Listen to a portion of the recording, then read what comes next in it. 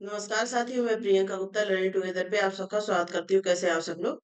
तो यहाँ पे हम लोग बात करेंगे उत्तर प्रदेश में बीएड संयुक्त प्रवेश परीक्षा 2025 के लिए एप्लीकेशन फॉर्म स्टार्ट हो चुके हैं, ठीक है।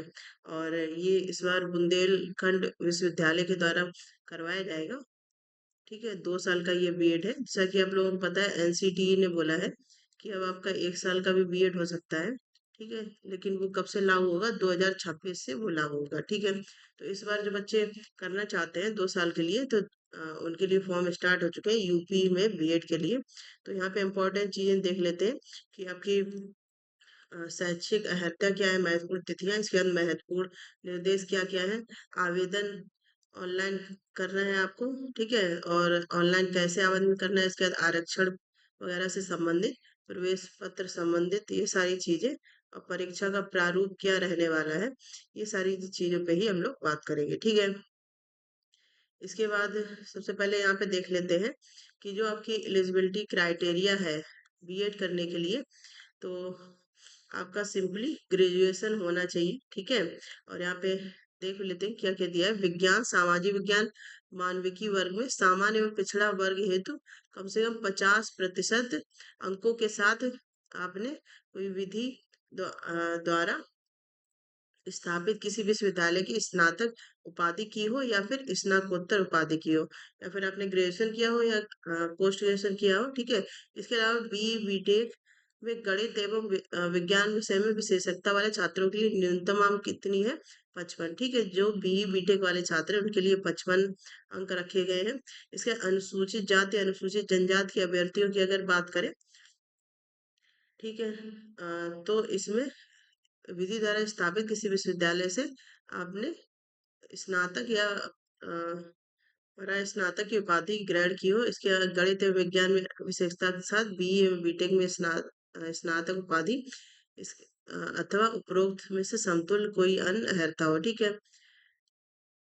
तो उनके लिए कोई क्राइटेरिया नहीं रखा गया है, केवल जो जनरल वाले कैंडिडेट हैं उनके लिए 50% मिनिमम रखा गया है। इसके बाद जो दृष्टिबाधित अभ्यर्थी हैं उनके लिए 5% की छूट दी जाएगी स्नातक में, ठीक है। इसके साथ ही यहाँ पे तो ये आपकी एलिजिबिलिटी क्राइटेरिया की बात होगी। इसके बाद हम लोग डेट्स देख लेते हैं। तो आपका ये विज्ञापन 6 फरवरी को जारी हो चुका था। इसके बाद ऑनलाइन फॉर्म जो है 15 फरवरी, यानी कि आज से भरना स्टार्ट हो चुके हैं, ठीक है। और बिना विलम्ब शुल्क के ऑनलाइन आवेदन की तिथि 8 मार्च है, मतलब 8 मार्च तक आप ऑनलाइन आवेदन कर सकते हैं, ठीक है।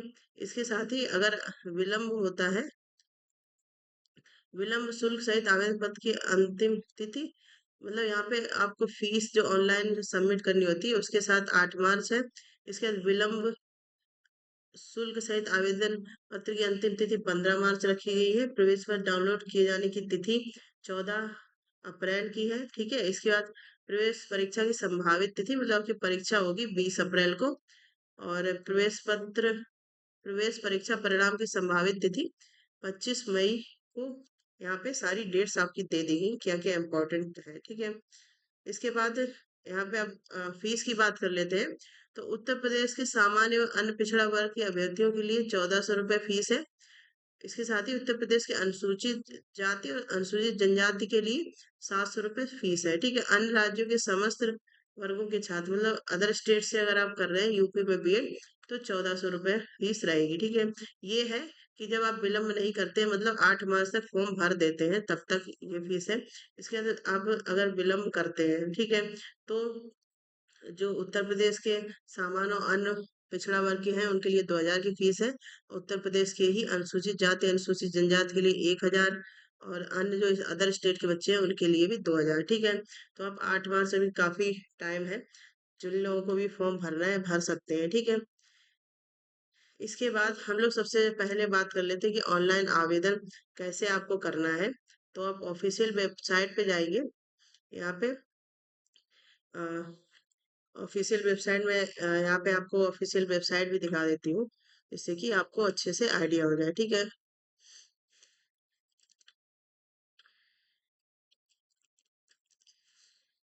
तो बुंदेलखंड यूनिवर्सिटी झांसी, इस ये ऑफिशियल वेबसाइट है। यहाँ पे आप जब जाएंगे, ओपन करेंगे इसको, ठीक है। तो ये कुछ इस प्रकार से आएगा। यहाँ पे सबसे पहले ये दिया गया UP BEd joint entrance test. यहाँ पे आप जो ये नीचे लिखा है continue to Uttar Pradesh BEd joint entrance test, blue colour का, इस पे क्लिक करेंगे। इसके बाद यहाँ पे क्लिक हियर फॉर रजिस्ट्रेशन, आप रजिस्ट्रेशन के लिए क्लिक करेंगे। तो ये ऑफिशियल वेबसाइट है। इसके बाद क्या क्या आपको स्टेप अपनाने हैं वो मैं यहाँ पे आपको बता देती हूँ। तो सबसे पहले क्या करेंगे, जो आपकी ऑफिशियल वेबसाइट है अभी मैंने आपको दिखाई, इस पे जाके यहाँ पे न्यू यूजर है तो इस पे करेंगे, या फिर पहले आपने कभी भरा था फॉर्म तो आप इस पे कर सकते हो, उसमें आपकी डिटेल अपने आप सारी आ जाएगी। ठीक है, तो ये तो हो गई। इसका सबसे पहला स्टेप क्या रहेगा, रजिस्ट्रेशन आपको करना पड़ेगा।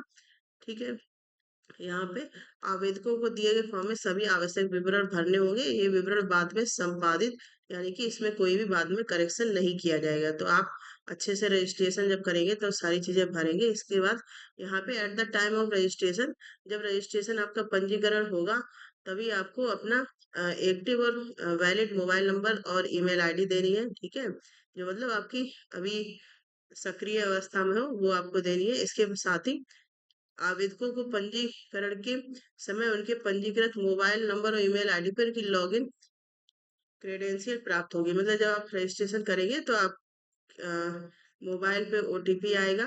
ठीक है, और ईमेल पे भी आएगा, इसलिए आपको जो आपकी चालू अवस्था में है उसको ही करना है। इसके बाद आफ्टर फिलिंग द रिक्वायर्ड, यहाँ पे detail click on the generate OTP, मतलब जब आप मोबाइल नंबर और ईमेल आईडी डालेंगे तो वहाँ पे ऑप्शन आएगा जनरेट ओटीपी का, उस पर क्लिक करेंगे। ठीक है, और नीचे एक कैप्चा दिया होगा उसको भरेंगे। इसके बाद पंजीकृत मोबाइल नंबर पर एक ओटीपी भेजा जाएगा।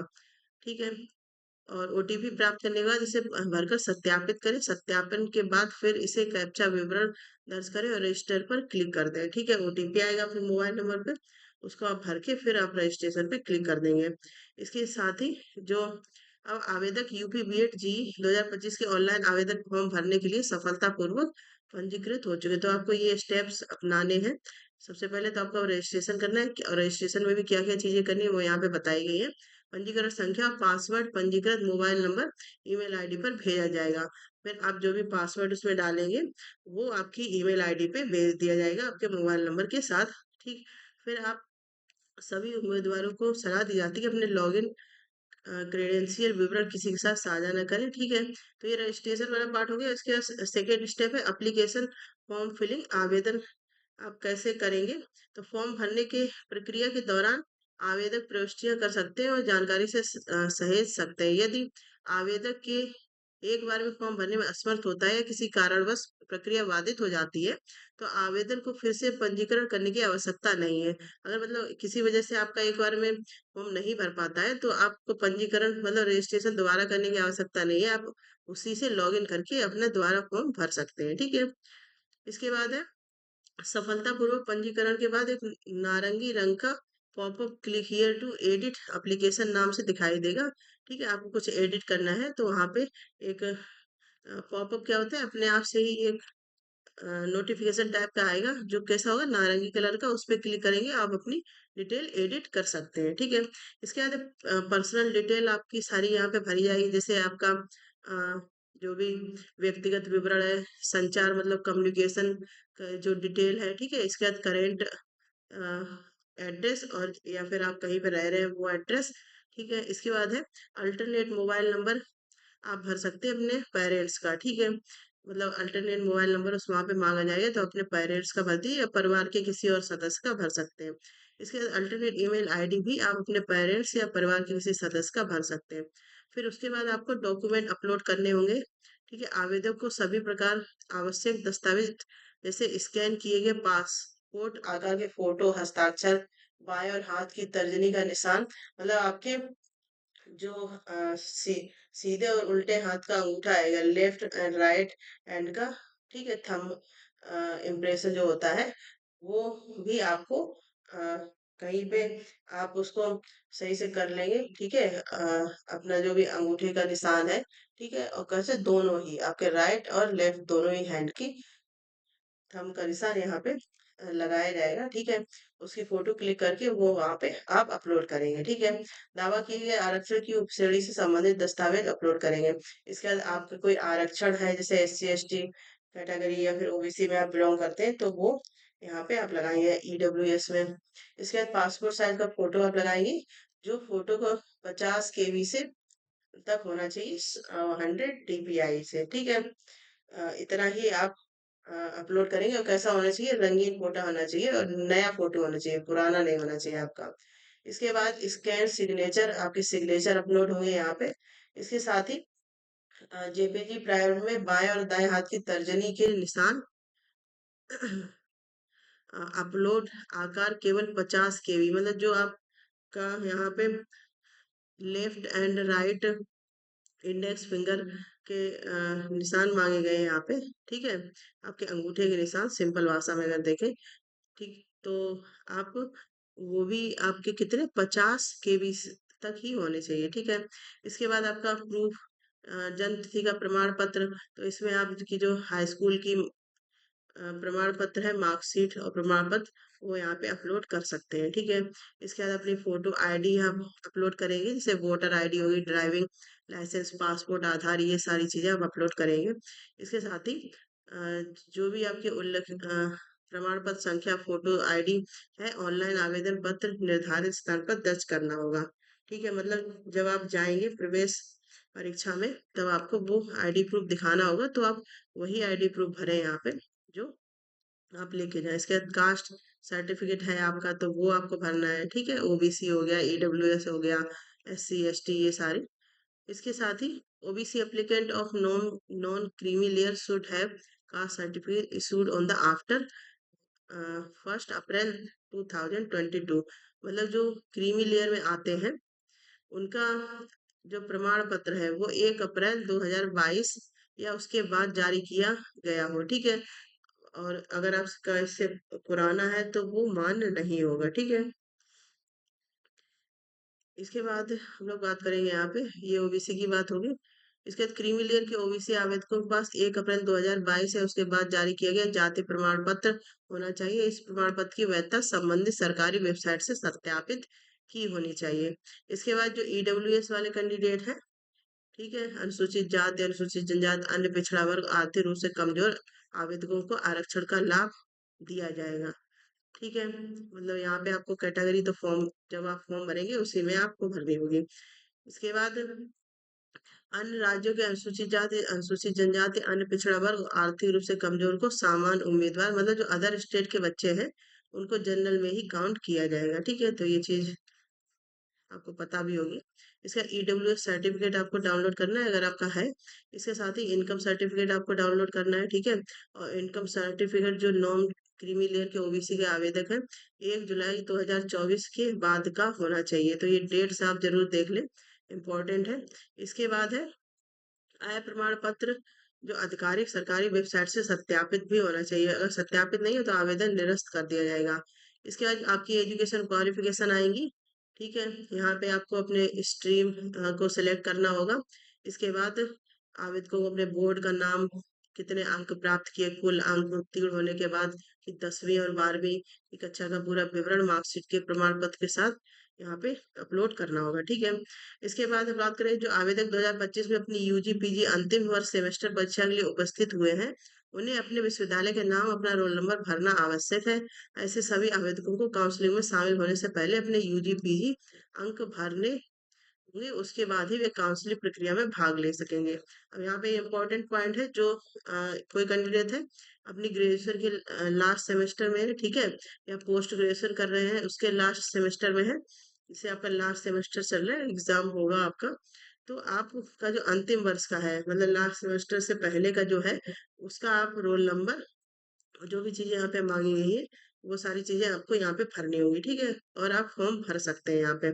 इसके बाद है 50% ग्रेजुएशन पोस्ट ग्रेजुएशन में सामान्य और ओबीसी श्रेणी के उम्मीदवारों के लिए बीई बीटेक पाठ्यक्रम के लिए, ये तो मैं पहले आपको बता चुकी हूँ।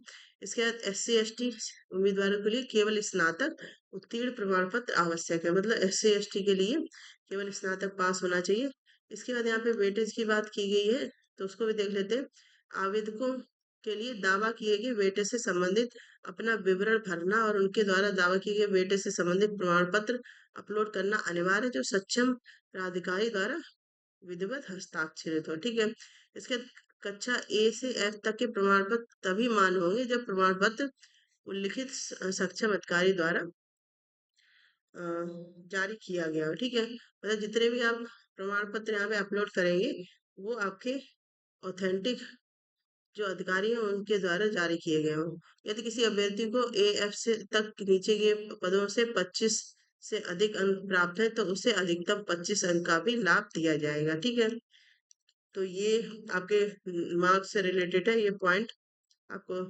इसके बाद आवेदक को दावा किए गए वेटेज से संबंधित प्रमाण पत्र अपलोड करना होगा और ऐसा प्रमाण पत्र सक्षम अधिकारी प्राधिकरण द्वारा विधिवत हस्ताक्षरित होना चाहिए। यदि कोई आवेदक उचित प्रारूप में आवश्यक प्रमाण पत्र अपलोड करने में विफल रहता है तो आवेदक द्वारा दावा किया गया वेटेज स्वीकार नहीं किया जाएगा। ठीक है, तो जो भी आपके वेटेज है उसको आपको अच्छे से यहाँ पे भरना है। किसी भी स्थिति में प्रोविजनल वेटेज मतलब जो ओरिजिनल वेटेज संबंधित प्रमाण पत्र है वही यहाँ पे अलाउ होगा, प्रोविजनल यहाँ पे स्वीकार नहीं किया जाएगा। ठीक है, इसके बाद फिर आपका आएगा एग्जाम सेंटर्स आपसे भरवाए जाएंगे तो आप अपना एग्जाम सेंटर यहाँ पे भर सकते हैं। और यहाँ पे दिया गया है कि परीक्षा केंद्र उम्मीदवार द्वारा चुने गए विकल्पों के अतिरिक्त भी आवंटित किया जा सकता है। मतलब 5 आपको यहाँ पे सेंटर्स चुनने हैं, उसके अलावा भी आपको सेंटर्स दिए जा सकते हैं। ठीक है, लेकिन आप अपनी प्रायोरिटी जो है वो यहाँ पे भर दीजिएगा।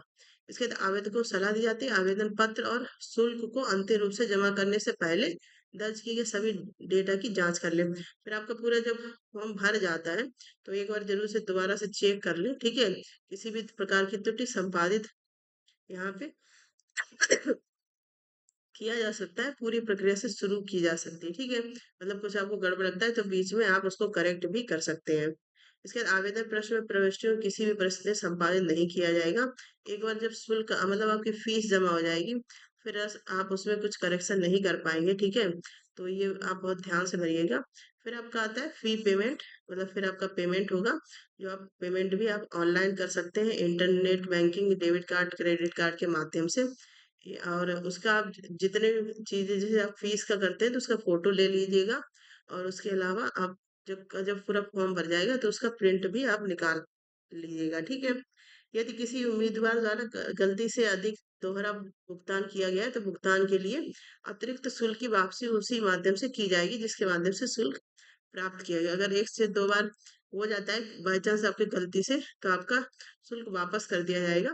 फिर पूरा फॉर्म भरने के बाद आप प्रिंट आउट जरूर उसका निकाल के रख लें। ठीक है, क्योंकि कुछ भी होता है तो वो आपका काम आएगा फिर बाद में। और जो शुल्क रसीद है उसको भी अपने पास रखें। तो ये पूरा प्रोसेस है। ठीक है, सिंपल है। पहले आपको रजिस्ट्रेशन करना है, फिर आपको सारी अपनी डिटेल्स भरनी है, अपने सब सारे ऑथेंटिक जो भी डॉक्यूमेंट्स है वो सारे आपको फिल करने हैं। ठीक है, तो ये पूरी प्रक्रिया थी। एलिजिबिलिटी क्राइटेरिया क्या रहेगा। ठीक है, बाकी और भी डिटेल में यहाँ पे भी दिया गया है। ठीक है, तो ये आप देख सकते हैं यहाँ पे अच्छे से। यहाँ पे देख सकते हैं, देखो अलग से यहाँ पे दिखाया भी गया है।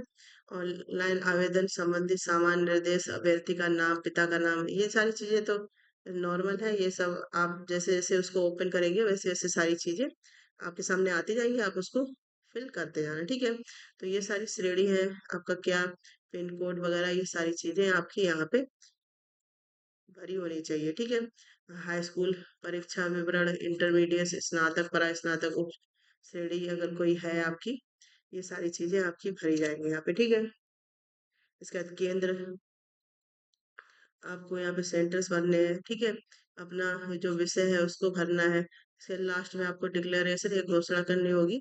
ठीक है, तो ये ऐसे इस प्रकार से आप अपना पूरा आवेदन भर सकते हैं। ठीक है, और ये आरक्षण दिया गया है इससे संबंधित चीजें भी यहाँ पे दी गई हैं किस प्रकार से आरक्षण रहेगा। तो यहाँ पे आप ये सारी चीजें देख सकते हैं। ठीक है, यही है। बाकी जो अदर स्टेट के बच्चे हैं तो उनको यहाँ पे अन्य राज्यों के भर्तियों के लिए मेरिट सूची के आधार पर अहल होने की दशा में केवल 5% स्थानों पर प्रवेश दिया जाएगा। ठीक है, तो अदर स्टेट के बच्चे अगर भर रहे हैं तो उनको जनरल में ही काउंट किया जाएगा, उनका ओबीसी वगैरह का ऐसा कोई प्रमाण पत्र मान नहीं होगा। ठीक है, तो ये सारी चीजें हैं इम्पोर्टेंट चीजें हैं तो ये आपको पता होनी चाहिए। और 8 मार्च तक आप अपना फॉर्म भी भर लीजिएगा, जिन लोगों को भी यहाँ पे फॉर्म भरना है, क्योंकि उसके बाद अगर आप फॉर्म भरते हैं, ठीक है, ये इम्पोर्टेंट डेट्स हैं, उसके बाद फॉर्म भरते हैं तो फिर आपकी फीस भी ज़्यादा लगेगी, ठीक है। इसलिए आपको अगर फॉर्म भरना है तो 8 मार्च से पहले ही फॉर्म भर लीजिए, कि साइट वगैरह नहीं चलती है, बहुत सारी दिक्कत यहाँ पे देखने को मिलती है। तो इम्पोर्टेंट है, जो लोग भरना चाहते हैं फॉर्म लीजिए। इसके बाद आपका 2026 से 1 साल का बीएड आप कर सकते हैं, ठीक है। तो इम्पोर्टेंट चीज़ है। इसके अलावा आपका कोई डाउट है तो कमेंट सेक्शन जरूर पूछिएगा, और ज़्यादा ज़्यादा शेयर भी करें, जिससे कि जो भी कैंडिडेट है उन तक इन्फॉर्मेशन पहुंच पाए। धन्यवाद।